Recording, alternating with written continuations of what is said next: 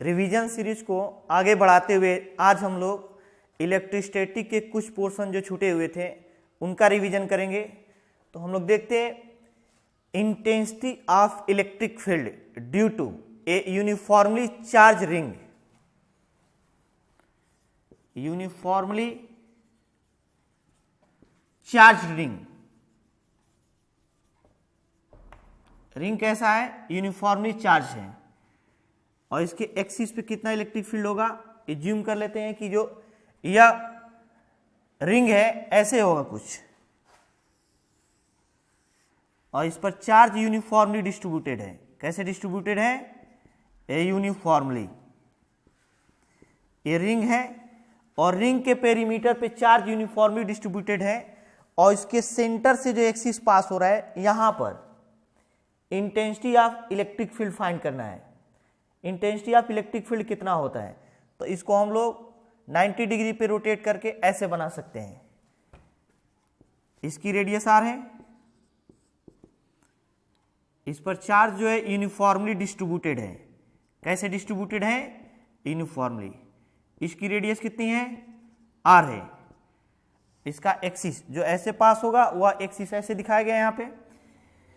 तो इसके सेंटर से यक्स डिस्टेंस पे, सेंटर से यक्स डिस्टेंस पर सिचुएटेड किसी पॉइंट पर इंटेंसिटी ऑफ इलेक्ट्रिक फील्ड कितना होगा एज्यूम कर लेते। ये जो डिस्टेंस होगा या यक्स, सेंटर से डिस्टेंस कितना है? यक्स है। इसकी रेडियस क्या है? आर है।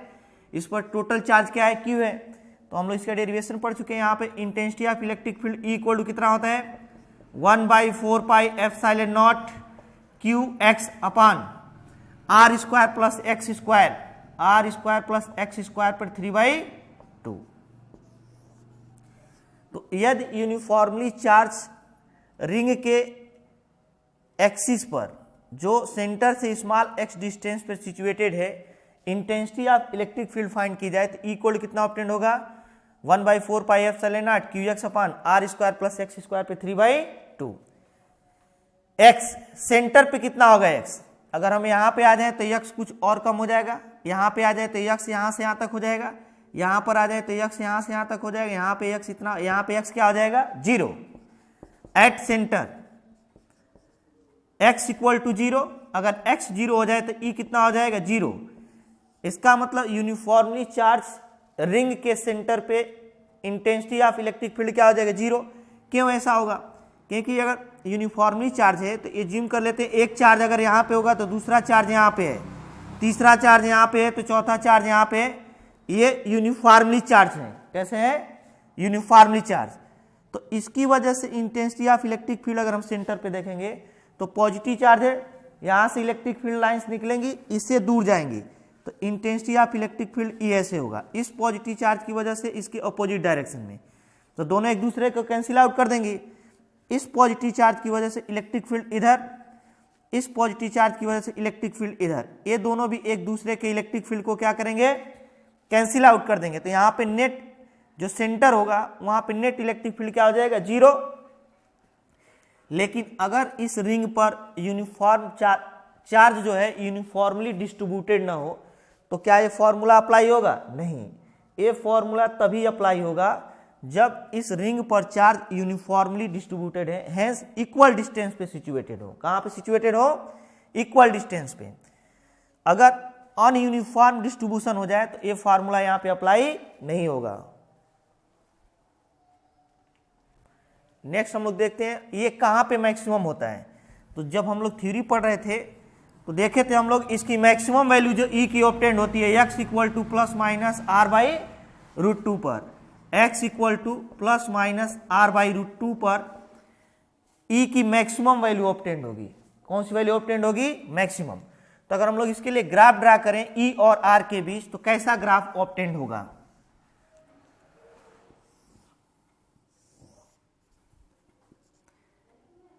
यहां पे रिंग का, यहां पे जो रिंग है यहां पे एज्यूम कर लेते हैं रिंग है ऐसे, तो जो रिंग होगा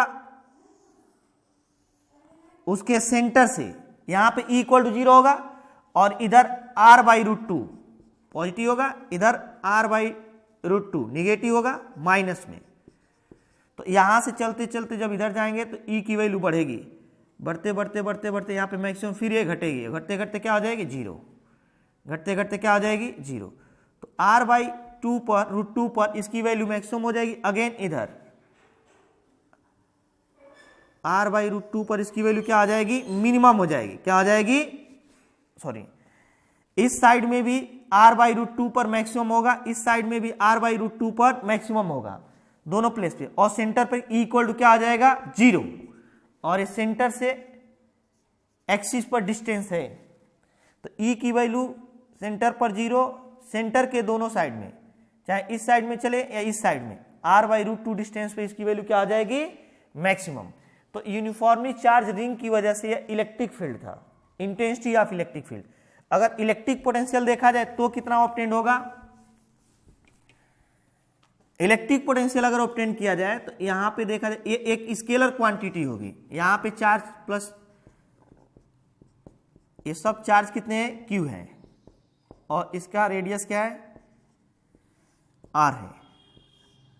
सेंटर से x डिस्टेंस पे इसके एक्सिस के किसी पॉइंट P पर हमें इलेक्ट्रिक पोटेंशियल फाइंड करना हो, तो इलेक्ट्रिक पोटेंशियल यहां पे क्या होगा, इलेक्ट्रिक पोटेंशियल एक स्केलर क्वांटिटी होती है। कौन सी क्वांटिटी होती है, ए वेक्टर क्वांटिटी नहीं है। तो यहां से यहां तक का डिस्टेंस देखते हैं, क्या देखते हैं डिस्टेंस, डिस्टेंस कितना हो जाएगा √r² प्लस x²। तो यहां पे जो भी फाइंड करेंगे वो कितना मिलेगा 1/4πε0, कितना मिलेगा v equal to 1/4πε0 Q upon √r² plus x², क्योंकि Q/r लिखते हैं, और एवरी चार्ज से इसका डिस्टेंस कितना होगा √r² प्लस x²। और इस पर चार्ज चाहे यूनिफॉर्मली डिस्ट्रीब्यूटेड हो या यूनिफॉर्मली नॉट डिस्ट्रीब्यूटेड हो, एवरी सिचुएशन में फॉर्मूला यही ऑब्टेंड होगा। क्यों, क्योंकि ये स्केलर क्वांटिटी है, इसका कोई डायरेक्शन नहीं होगा। अगर चार्ज सभी चार्ज को इकट्ठा करके एक पॉइंट पे भी रख दें तो भी इलेक्ट्रिक पोटेंशियल जो ऑब्टेंड होगा यही ऑब्टेंड होगा, लेकिन इलेक्ट्रिक फील्ड का फॉर्मूला चेंज होता रहेगा। अब हम लोग देखते हैं इलेक्ट्रिक फील्ड में किसी चार्ज का पाथ कैसा होता है। Path of charge in uniform electric field, uniform electric field में चार्ज का पाथ कैसा होगा। तो अगर कह दिया जाए, मान लीजिए यहाँ पे यूनिफॉर्म इलेक्ट्रिक फील्ड है ए, और ई में किसी चार्ज को केवल यहाँ पे पुट कर दिया जाए बिना किसी वेलोसिटी का, यहाँ पे इनिशियल स्पीड क्या है 0, केवल Q को अगर रख दिया जाए, पॉजिटिव चार्ज है, तो हम लोग जानते हैं पॉजिटिव चार्ज पे इलेक्ट्रिक फोर्स E फील्ड के डायरेक्शन में लगेगा, और निगेटिव चार्ज रहेगा तो उस पर फील्ड के अपोजिट डायरेक्शन में लगेगा। ऐसा क्यों होता है, क्योंकि जो इलेक्ट्रिक फील्ड प्रोड्यूस हुआ होगा किसी पॉजिटिव प्लेट से निकलकर कहाँ तक जा रहा होगा, निगेटिव प्लेट तक। Electric field lines positive charge से निकलती हैं और नेगेटिव चार्ज पे एब्जॉर्ब होती हैं। तो अगर यहाँ पे हम प्लस Q चार्ज रखेंगे तो यहाँ पे जो प्लेट है पॉजिटिव, यहाँ पे निगेटिव है, तो पॉजिटिव वाली प्लेट इस चार्ज पर रिपल्सन फोर्स लाएगी, जबकि ये निगेटिव वाली चार्ज इसको क्या करेगा, अट्रैक्ट करेगा। इसलिए पॉजिटिव चार्ज फील्ड के डायरेक्शन में चलेगा, जबकि अगर यहाँ पे निगेटिव चार्ज हम लोग रख दें तो निगेटिव चार्ज पॉजिटिव चार्ज द्वारा अट्रैक्ट किया जाएगा, और निगेटिव चार्ज के बीच रिपल्सन फोर्स लगेगा। तो अगर यहाँ निगेटिव चार्ज रख दिया जाए तो ये फील्ड के डायरेक्शन में चलेगा, पॉजिटिव चार्ज रख देते हो फील्ड के डायरेक्शन में चलेगा। तो यहाँ पर बिना इनिशियल स्पीड का केवल चार्ज को हम रख दे रहे हैं, कोई पॉजिटिव चार्ज है, जैसे ही यहाँ पे रखेंगे वैसे ही इस पर electric force F equal to कितना कार्य करेगा QE, F equal to QE। तो यहाँ से हम लोग एक्सेलरेशन फाइंड कर सकते हैं, क्योंकि F इक्वल टू ma होता है, तो A इक्वल टू क्या हो जाएगा QE अपान m। एज्यूम कर लेते हैं d डिस्टेंस आगे जाता है, तो d डिस्टेंस जैसे ही आगे यहाँ तक चला जाए तो कह दीजिए यहाँ पे इसकी स्पीड v कितनी हो जाएगी। अभी तो इनिशियल स्पीड 0 था, स्मॉल d डिस्टेंस आगे जाने के बाद इसकी स्पीड कितनी हो जाएगी v equal to u plus at, या v इक्वल टू u की वैल्यू कितनी है 0 प्लस a की वैल्यू कितना है QE अपान m इंटू, अगर यहाँ पे t नहीं दिया है तो हम लोग t को फाइंड भी कर सकते हैं, या इक्वेशन आप जो थर्ड इक्वेशन होता है उसको डायरेक्टली अप्लाई कर सकते हैं, क्योंकि हमें यहाँ टाइम नहीं गिवन है।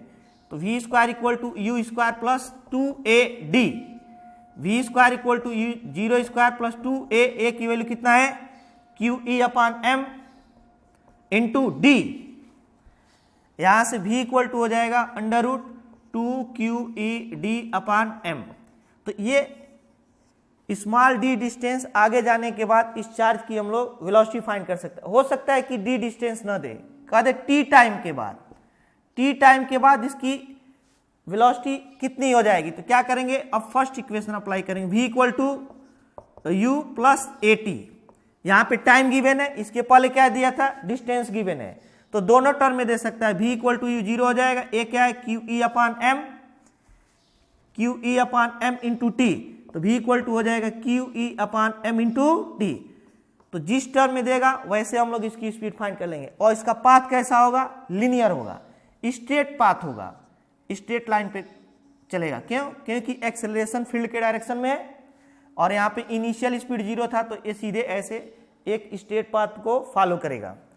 अब सेकेंड हम लोग देखते हैं, हो सकता है कि यहाँ पे इनिशियल स्पीड दे दिया जाए, हो सकता है यहाँ पे u स्पीड देकर इसको छोड़ा जाए, इनिशियल स्पीड u से अगर इसे रिलीज किया जाए तो भी एक्सेलरेशन तो उतना ही रहेगा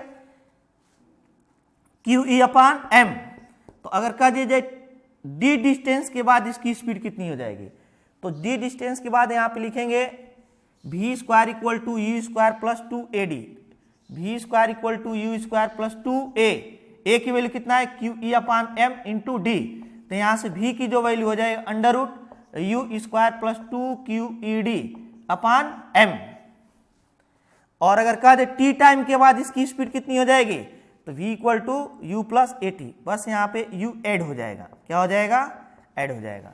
तो जब हम किसी चार्ज को इलेक्ट्रिक फील्ड में ले जाकर केवल रख देंगे या इलेक्ट्रिक फील्ड के डायरेक्शन में इनिशियल स्पीड देकर छोड़ेंगे, तो वह एक स्ट्रेट पाथ को फॉलो करेगा, और d डिस्टेंस के बाद या स्मॉल t टाइम के बाद हम लोग इसकी वेलोसिटी भी फाइंड कर सकते हैं। अब हम लोग देखते हैं सेकेंड वाली सिचुएशन। सेकेंड वाली सिचुएशन क्या है, कह दे अगर इलेक्ट्रिक फील्ड के परपेंडिकुलर अगर किसी चार्ज को फेंक दिया जाए तो क्या होगा। इलेक्ट्रिक फील्ड एज्यूम कर लेते हैं परपेंडिकुलरली अपवर्ड डायरेक्शन में है, A किधर है, परपेंडिकुलरली अपवर्ड डायरेक्शन में, और किसी चार्ज को इनिशियल स्पीड u द्वारा x डायरेक्शन में प्रोजेक्ट करते हैं। तो जहां पे इंटर करेगा वहां से हम लोग एक x एक्सिस ड्रा कर लेते हैं, इसको y एक्सिस एज्यूम कर लेते हैं। तो चार्ज क्या है q चार्ज को हम लोग इनिशियल स्पीड u द्वारा इलेक्ट्रिक फील्ड E के परपेंडिकुलर डायरेक्शन में इंटर करा रहे हैं। देखते हैं इसका पाथ कैसा होता है।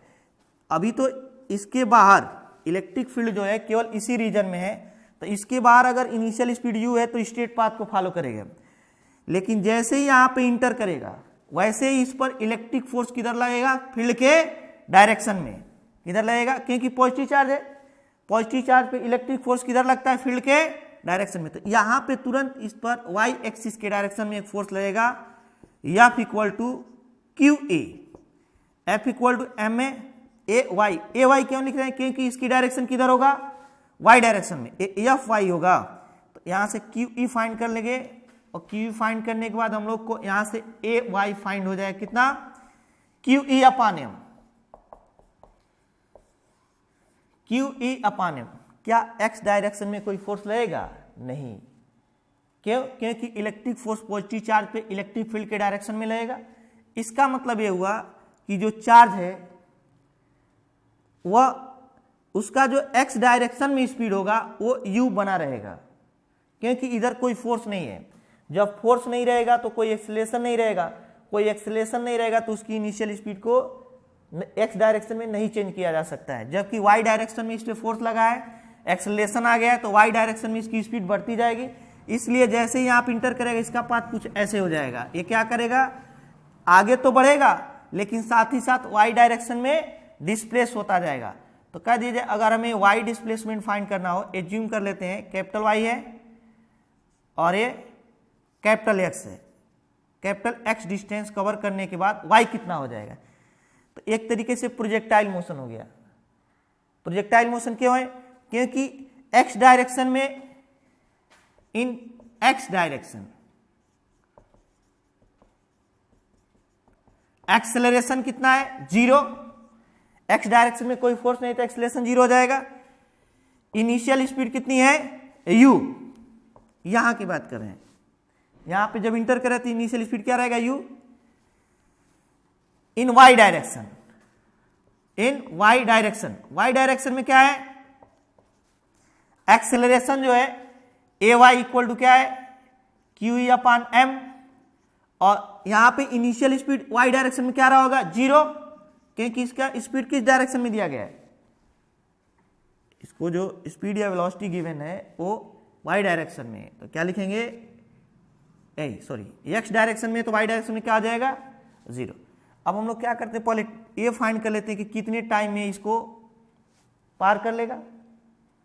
उतने टाइम तक इस पर इलेक्ट्रिक फोर्स y डायरेक्शन में लगेगा।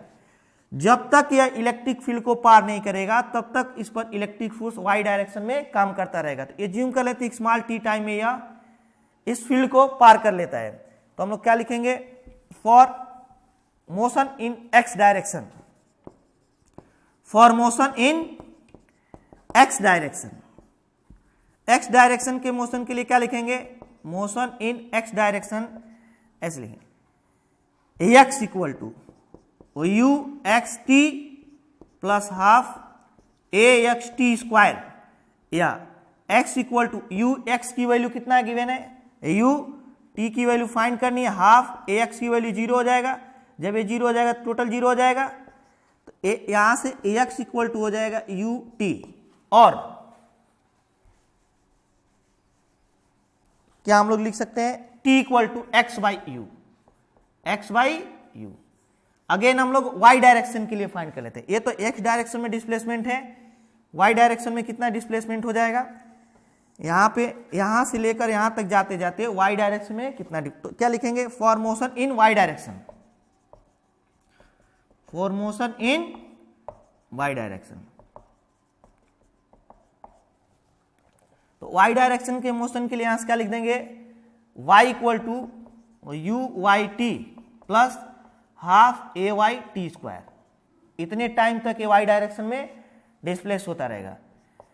y equal to u y initial क्या था? 0 into t plus half a y क्या है? Q e upon m into T क्या गिवन है? एक्स बाई यू का होल स्क्वायर। तो y इक्वल टू यहां से आ जाएगा 1/2 q e upon m into u square into x square. Q e upon m, u square यहां से ले लेते हैं, एक्स स्क्वायर बच जाएगा। तो y equal to x square के फॉर्म का आ गया। ये किसका इक्वेशन होता है? पैराबोला का। हेंस यहां पे जो इसका चार्ज का पाथ होगा पैराबोलिक होगा, ऐसा होगा पैरा। अब हम लोग क्या पढ़ेंगे? Electric dipole. इलेक्ट्रिक डाइपोल क्या होता है?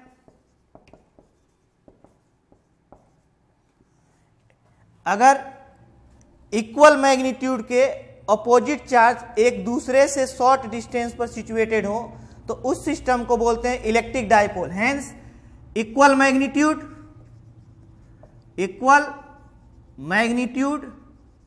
Plus opposite nature plus short distance, क्या होना चाहिए? Short distance. तो ऐसे सिस्टम को बोलेंगे इलेक्ट्रिक डाइपोल। अब हम लोग देखते हैं इलेक्ट्रिक डाइपोल क्या। यहां पे एक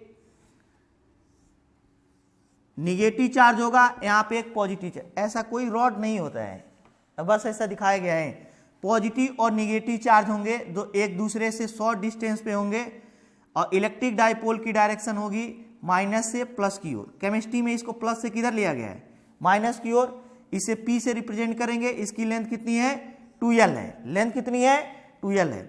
तो यहाँ पे माइनस क्यू चार्ज रहेगा, यहाँ पे प्लस क्यू चार्ज रहेगा। इसका मैग्नीट्यूड जो होगा P इक्वल टू कितना हो जाएगा? किसी एक चार्ज के मैग्नीट्यूड और इलेक्ट्रिक डाइपोल के लेंथ के मल्टीप्लीकेशन के इक्वल होगा। यह एक वेक्टर क्वांटिटी होता है।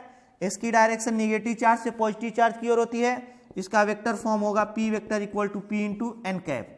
एन कैप किधर होगा, यूनिट वेक्टर है, -4 से प्लस चार्ज की ओर हो जाएगा, तो Q into 2L into n cap electric dipole हो गया। और कहा जाए दो इलेक्ट्रिक डाइपोल एक दूसरे से थीटा एंगल पे सिचुएटेड हो तो उनका मैग्नीट्यूड कैसे फाइंड करेंगे।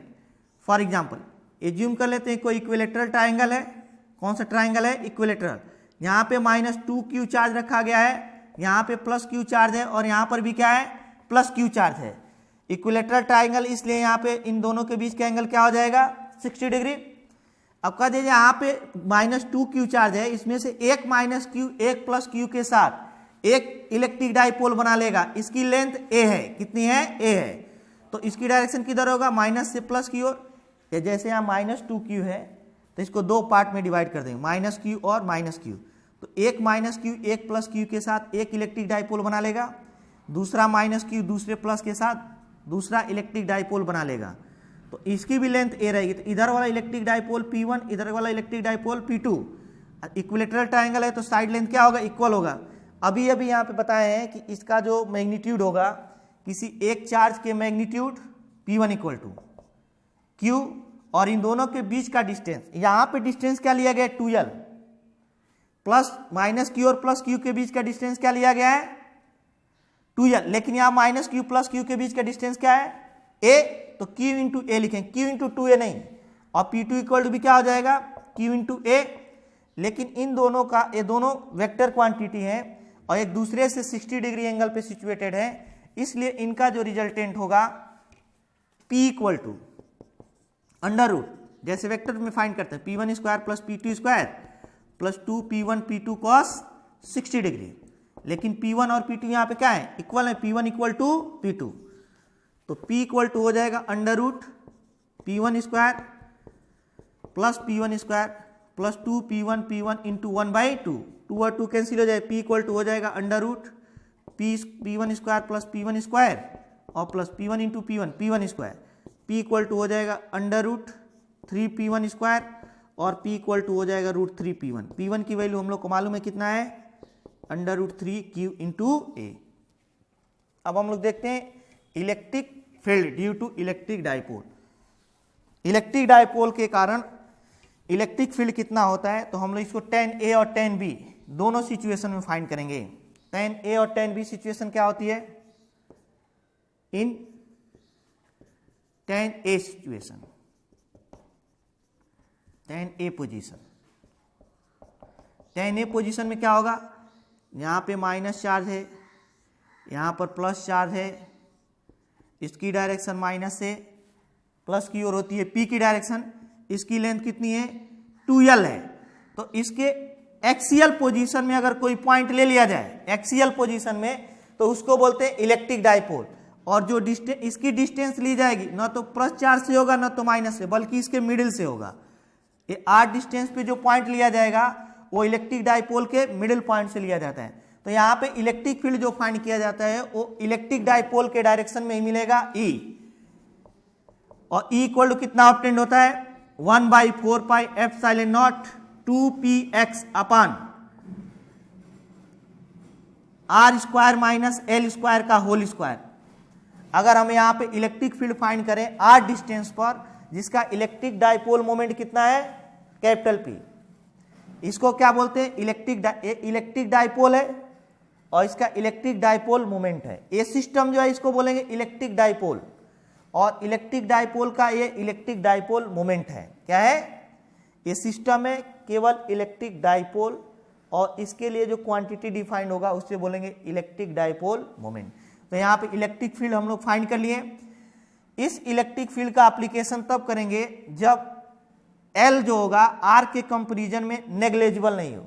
लेकिन हम लोग डिफिनीशन में क्या पढ़ते हैं कि ये बहुत शॉर्ट डिस्टेंस का होता है, इसका जो लेंथ होगा बहुत शॉर्ट होगा। क्या होगा, शॉर्ट।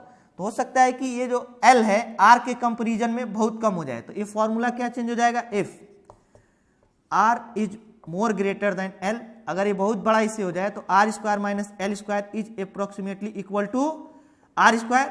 इस सिचुएशन में E की वैल्यू हो जाएगी 1/4 पाई एप्सिलॉन नॉट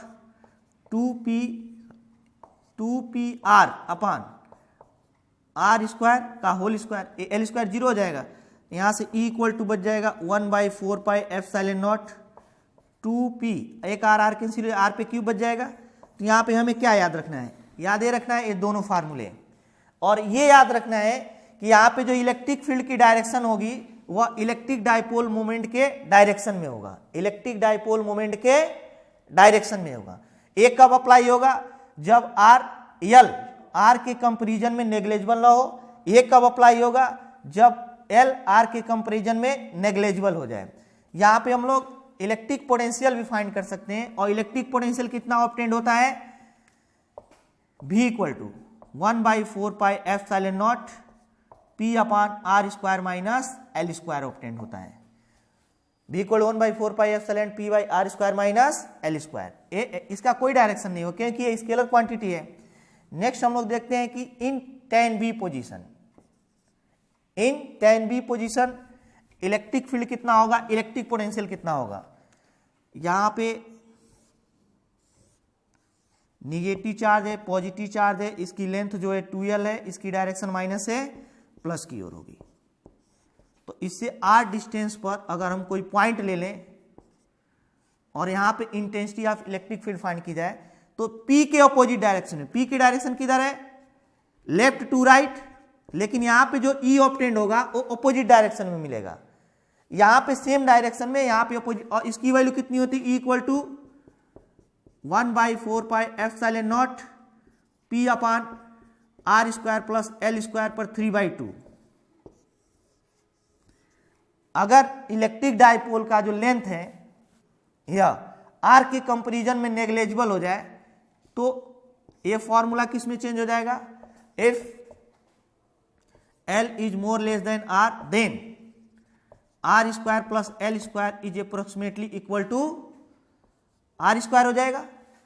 तो ये जो फॉर्मूला चेंज हो जाएगा, E equal to 1/4 pi epsilon naught P by r cube हो जाएगा।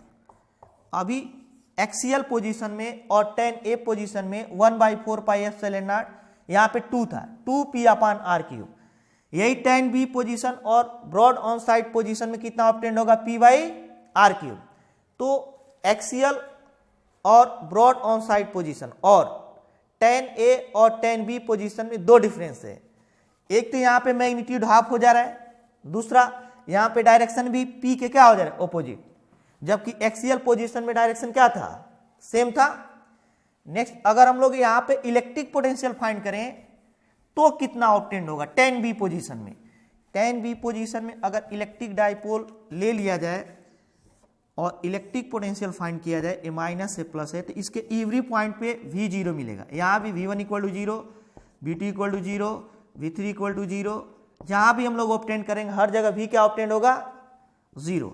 इसलिए अगर इलेक्ट्रिक डाइपोल के tan B पोजीशन में किसी चार्ज को एक पोजीशन से दूसरे पोजीशन तक ले जाया जाए तो वर्क जो होगा W equal to Q V1 minus V2, V1 minus V2, ये W इक्वल टू क्या आ जाए, Q 0 माइनस 0, तो W इक्वल टू क्या हो जाएगा, 0। अगर किसी चार्ज को इलेक्ट्रिक डाइपोल के tan B पोजीशन में एक प्लेस से दूसरे प्लेस तक ले जाया जाए तो वर्क डन ऑलवेज क्या ऑब्टेंड होगा, 0। क्या ऑब्टेंड होगा, 0। अब हम लोग देखते हैं अगर यूनिफॉर्म इलेक्ट्रिक फील्ड में इलेक्ट्रिक डाइपोल को रख दिया जाए तो टॉर्क कितना लगेगा। Torque on electric dipole in uniform electric field, uniform electric field में कितना टॉर्क लगेगा। तो मान लेते हैं यहाँ पे अगर इलेक्ट्रिक फील्ड E है और इसमें किसी इलेक्ट्रिक डाइपोल को थीटा एंगल पे रख दिया गया, कितने एंगल पे रख दिया गया, थीटा एंगल पे। यहाँ पे माइनस है, यहाँ पे क्या है, प्लस है, तो इसकी डायरेक्शन माइनस से प्लस की ओर होगा, और ये कितना एंगल हो जाएगा, थीटा। इसका इलेक्ट्रिक डाइपोल मोमेंट कितना है, P। तो इस पर जो टॉर्क ऑब्टेन होगा tau equal to PE sine theta होता है। क्या होता है, PE साइन थीटा। और ये वेक्टर क्वांटिटी है, वेक्टर क्वांटिटी अगर वेक्टर फॉर्म लिखेंगे क्या लिखेंगे, P क्रॉस E। ये टॉर्क कब मैक्सिमम होगा, टॉर्क मैक्सिमम होगा जब थीटा इक्वल टू 90 डिग्री हो। हैंस इलेक्ट्रिक फील्ड ई की डायरेक्शन इधर हो और टॉर्क को इसके परपेंडिकुलर डायरेक्शन में रख दिया जाए माइनस, और एक क्या कर दिया जाए प्लस। P जब E के परपेंडिकुलर होगा, यहाँ पे 90 डिग्री का एंगल बनेगा, तब टॉर्क की वैल्यू क्या हो जाएगी, मैक्सिमम होगी। और टाउ मैक्स इक्वल टू कितना हो जाएगा, PE sine 90 degree, sine 90 degree 1 हो जाएगा, तो यहाँ से टाउ मैक्स की वैल्यू कितना ऑब्टेंड हो जाएगा, ओनली PE। कितना ऑब्टेंड होगा, PE। लेकिन ये टॉर्क कब जीरो होगा, टॉर्क दो सिचुएशन में जीरो होगा, जब थीटा 0 डिग्री हो जाए या थीटा 180 डिग्री हो जाए, तो दोनों सिचुएशन में टॉर्क की वैल्यू 0 हो जाएगी। Hence tau equal to PE sine 0, sine 0 भी 0 होता है, equal to PE sine 180 degree, A भी 0 हो जाएगा, क्योंकि साइन 180 डिग्री भी क्या होता है 0, तो टाउ इक्वल टू 0। लेकिन इन दोनों में डिफरेंस है, इनके स्टेबिलिटी में डिफरेंस पड़ता है। ये 0 डिग्री कब ऑब्टेंड होगा, जब इलेक्ट्रिक फील्ड के डायरेक्शन में इलेक्ट्रिक डाइपोल मोमेंट हो, माइनस से किधर हो, प्लस की ओर हो। तो यहाँ पे कह दिया जाए दोनों P जो है, P और E दोनों के बीच का एंगल कितना हो जाएगा, थीटा इक्वल टू 0 डिग्री।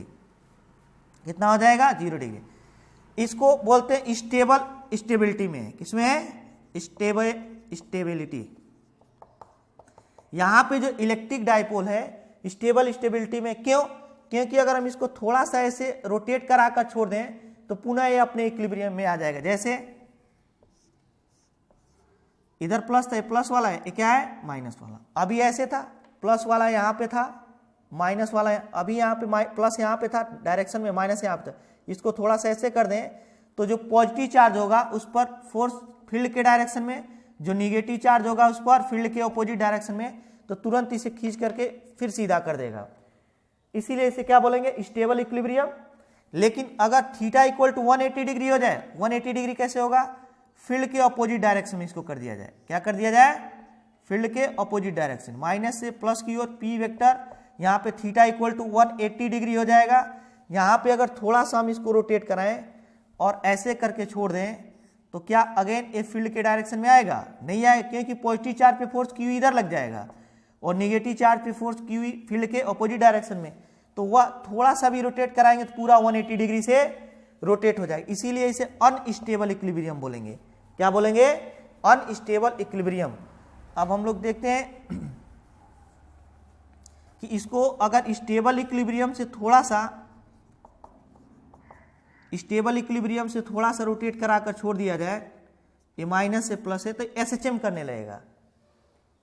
क्या करने लगेगा, तो टाउ इक्वल टू जो हम लोग लिखे PE साइन थीटा,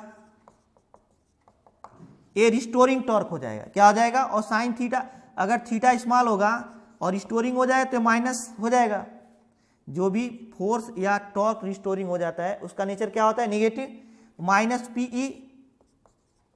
और साइन थीटा क्या हो जाएगा, थीटा, अगर थीटा स्मॉल हो, थोड़ा सा डिस्प्लेस करके अगर छोड़ दें तो SHM करेगा। उसका टाइम पीरियड कैसे फाइंड करेंगे, टाउ इक्वल टू क्या होता है, I into alpha equal to minus PE into theta, और अल्फा इक्वल टू क्या होगा,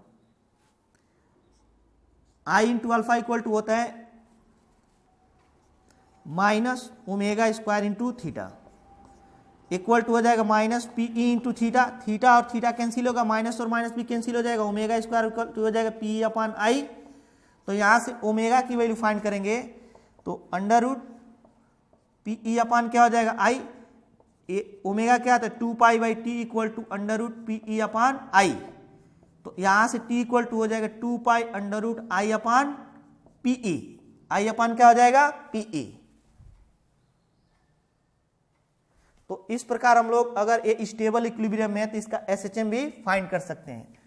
अब देखते हैं अगर इसको इलेक्ट्रिक फील्ड में θ1 से θ2 तक रोटेट करा दिया जाए इलेक्ट्रिक डाइपोल को, तो वर्क डन कितना होगा, वर्क डन क्या होगा, अगर इलेक्ट्रिक फील्ड E है, कितना है, E है, इसमें इलेक्ट्रिक डाइपोल को माइनस है प्लस है, पहले θ1 एंगल पे था, अब इसको रोटेट करके किस पे कर दिया गया, θ2 एंगल पे कर दिया गया, तो वर्क डन कितना हो जाएगा, W equal to PE cos θ1 minus cos θ2। Initial से कहां पे, फाइनल, पहले इनिशियल एंगल कितना है θ1, फाइनली इसको रोटेट करा कहां तक ले गए, θ2 तक, तो तो वर्क डन कितना आ जाए p E cos theta 1 minus cos theta 2।